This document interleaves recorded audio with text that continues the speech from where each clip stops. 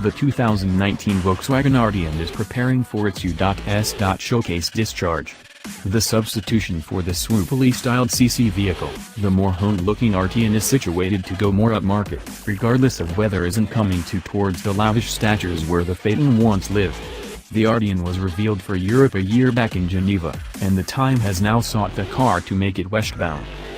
The main motors accessible for the Arteon anyplace are 4 barrels, and the most intense emphasis of the 2.0 TSI is the sole choice for American Arteons, offering 268 torque in American spec.